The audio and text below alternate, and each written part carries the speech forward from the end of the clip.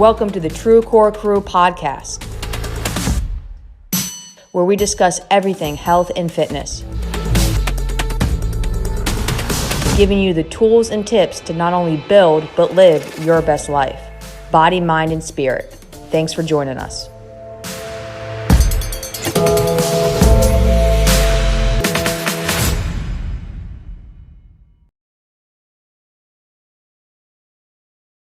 Good afternoon, everyone. I am the owner of TrueCore in Annapolis, Maryland. My name is Shannon Logan, and I'm here today, as most days, with my lovely client success manager.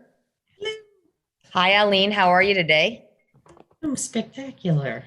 It's finally spring outside. Spring, mid-May, and the temperatures are somewhat consistent. Finally. And here in Maryland last week, we almost made an arc at my house. I almost started to construct an arc with the downpours that we were having. And it's supposed to rain this weekend. Oh, so don't tell my daughter that. She loves her favorite thing is to be outside. She can be outside for hours at a time. And she goes to the door and just bangs on the door to go out. Goes to our slider and bangs on the slider. I'll be out of here. And she wanted to go out last weekend so badly and we couldn't. So we were happy. But we have a great topic today that I just want to dive straight into so that we don't spend too much time with our listeners babbling about our, I guess, social life and personal happenings, because the topic is just that good today and that important today that I think we should spend as much time diving in as possible. What do you say? Absolutely. It's very important. People don't realize. So the topic we're going to be discussing today is fitness shortcuts, right? So in life in general, I think it's human nature to want to get things done as quickly as possible to get the results that you want fast. That can be parenting, marriage, weight loss, workouts, diet, nutrition, all of that. But do those shortcuts in turn actually hurt your health? Long-term or short-term, right? Can they have a negative impact on your overall health and experience? What is your first perception on that, Aline? Whether or not it's maintainable. Or hurtful, like can they be helpful? Absolutely. Yeah, absolutely. Why do you say that, or what's one example you think you can give me? The hurtful or the maintainable? I apologize. Sorry, I jumped around. The hurtful. Well, your body needs certain nutrients, and a lot of these diets cut things out that you probably need, or they're adding things that you don't necessarily need. So it's a toss-up. Yeah. So normally when I'm going to look at a shortcut when it comes to fitness or health, really anything in my life, because the filters tend to be the same, whether it's I want to learn new habits, I want to learn a new skill, I want to start a new workout routine, whatever it might be. There's a couple questions I'll ask myself, and I think they're pretty important in the exact same regard here. So the first one with a shortcut or with a quick fix or with a simpler way to do something is, one, is it repeatable? Meaning, can I keep going with this for a long time, or is it going to be not really sustainable, right? Like a crash diet or too intensive to maintain long term. Because if it's less likely that I can stick to it over and over and over and over again, it's less likely that it's going to work for me long term. We see that with our clients when we work with them, in our health mentorship on sustainable changes that just become part of their routines instead of like crash dieting. Or let's say, for example, for Facebook, right? You're someone that's on Facebook 4 hours a day and you need to cut down your time. You might not want to cut down your time from 4 to 0. That might not be realistic. Yeah, ease into it. Right? So maybe you put a blocker that you cut out 30 minutes a day for a week or so. So is it repeatable? Can I keep doing this for a long time? Second question I'll ask myself in my clients is it harmful? What are the downstream effects that could happen on my health? So let's take keto diet, for example. And I'm not saying good things about keto. I'm not saying bad things about keto. Please don't message me how you are a diehard keto fan and how it's the best thing since sliced bread. If it works for you, wonderful. I'm just going to use it as an example for me. So the long-term effects of increased fat consumption and decreased carbohydrate consumption for me could be dangerous long-term. I'm very active. I'm on my feet a lot. I chase a toddler around. I own a gym. I like to work out. So decreasing my carbohydrates substantially would long-term probably cause some health concerns for me. What about you, Ellen? Can you think of an example besides like for you, a keto diet? Like what might be a fad or shortcut that you've heard when it comes to health and fitness that for you might prove to be dangerous? I have not actually partaken in it, but I've talked to clients like the shakes, these diet shakes, like they have different combinations of appetite suppressants, caffeines, even possibly a laxative. And drinking those long term is not going to help your health overall. They could make you fatter and sicker when you come off of them. Like it just doesn't, it's not ideal or maintainable or sustainable. Right.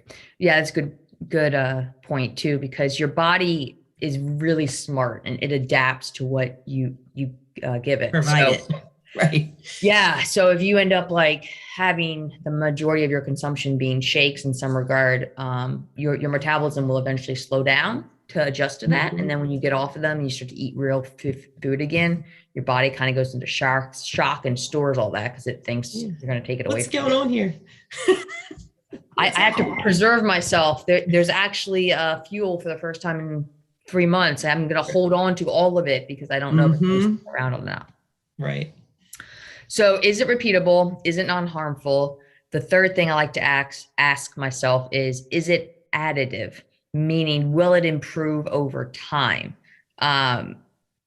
Example, let's talk about protein shakes here. If you start eating protein shakes instead of real food, and every shake you drink is less effective than the one before it because your body starts to adapt, you're exactly what I just said, going to start to have a starving mentality in your body from a metabolism standpoint. So it's going to shut down or slow down.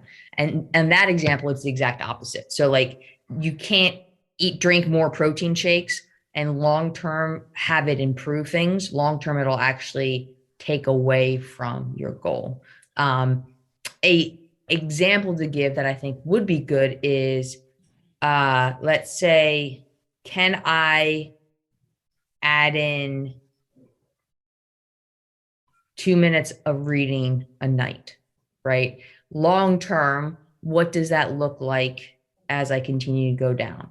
And two minutes a night every like 3 or 4 weeks. That is something that long-term can probably be beneficial for my health, for my stress, for my decompression versus kind of gets out of control really quickly. Intermittent fasting sometimes can be like that, right? I'm not going to eat from 8 a.m. to 6 p.m. and I'm only going to eat between 6 p.m. and 10 p.m. And then it's like, well, after you do that for a month or 2 months, how do you shift that? How do you add to that? Yeah. Now you don't eat from 8 to 8. Okay. And you do that for a couple months. And then what happens? Now you don't eat from 8 to 9. At what point do you adapt and shift? Because if you keep adding the same way, you end up at 24 hours. Oh. How would you be if I didn't feed you for 24 hours, Eileen? I would be worse than hangry. I would I would absolutely be angry. I'd be rude. Not cute. Yeah. No one in my life I can imagine would be happy. Bella, my No. dog, is not happy if I don't feed her. Yeah. So we have three so far. Is it repeatable? Is it non-harmful?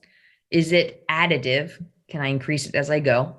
And the last one I think is pretty important is, can it survive in a crowd? Meaning, like, do I need to keep it a secret and not let people know about it? Or do I feel like I can't tell people about it? I think this is a really important one, because if you're doing anything in your life that you feel like you have to hide, it's going to create a negative connotation in your mind about it. Absolutely. Whether it be smoking a cigarette, whether it be a shake diet, whether it be things you look at on your free time, whether it be people you associate with, whether it be drinks you have at night, anything that you feel like, oh, I can't let other people know about, subconsciously that gets turned into shame and guilt, and just perpetuates it. Not to mention that it makes positive things hard to stick with, right? So if you're trying to, let's say, drop weight, and you take part in a diet system that you don't feel like you can share with your friends or your support system or let them know about, long term, it's probably not going to work for you. Because we are creatures of community. And when we start to isolate ourselves, ugly, ugly things happen. Also, when we work with our clients, we talk a lot about accountability, right? And how important that can be and is needed to be. So if you're not sharing that with people, you also don't have people to call you out and hold you accountable with it too. So what are some things that maybe some of our clients have done in secret when it comes to this kind of stuff that could be non-ideal for their health and fitness, you think, Aline? I don't know why I'm drawing a blank. I'm sure there are plenty of things. I think types of meals, right? Like if they order certain meal companies that maybe might be more processed or not as fresh, or we've had people that also want to take the shortcuts, but they're not out there like flaunting it, right? They're kind of keeping it hidden in their dark, deep closets. Yeah. And then they tell us, and we're like, because that's not what we really recommend. We want you to eat whole, delicious, proteins and fruits and veggies. So I'll normally let them run with it for like maybe a month, maybe, right? Because they told me about it, and like at least they're sharing it with me, and then I'm like, you know what? Thank you for letting me know. I'm gonna check in with you about how that feels, how it's going. Let's keep a tab on that and see how it is. And normally within a few weeks, they're like, yeah, that's blowing up in my face.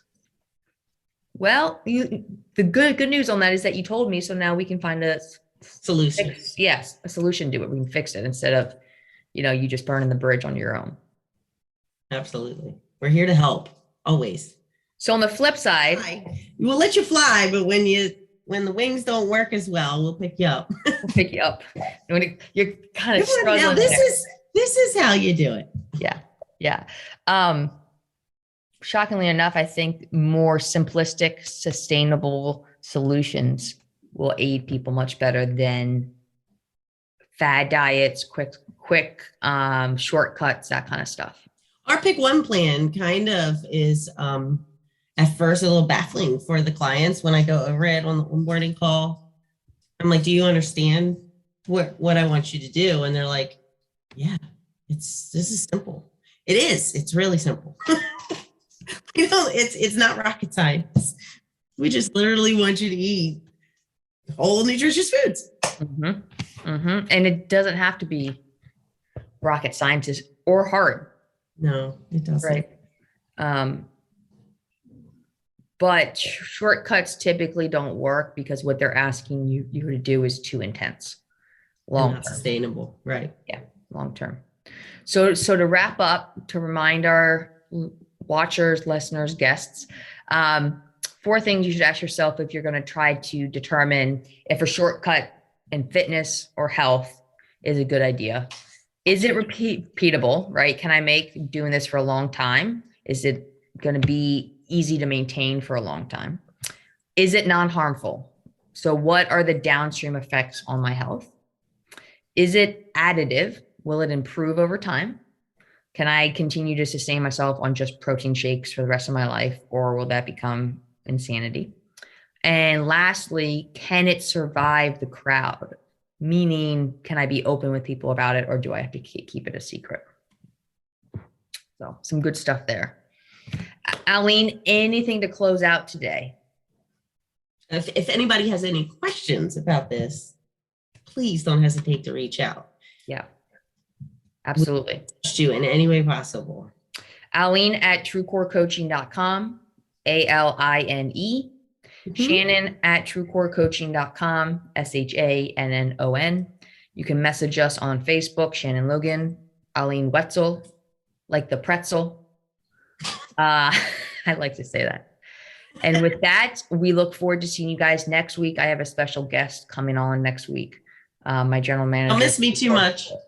Yeah, Aline won't be here next week, but our general manager is coming on next week to talk about his own experience with our transformation program, which I think is going to be great. He crushed it. I'm looking forward to that. Yeah. All right, everyone, stay safe, stay active, stay healthy. Please feel free to reach out in case you need anything or have questions, and we are here to help. Have a great day, everyone. Thanks so much for joining us today. Interested in learning more? Join our free Facebook group, Annapolis Health, Fitness, Nutrition, and Mindset, where we give out resources every week and even have live trainings on helping you live your best life. Hope to see you there.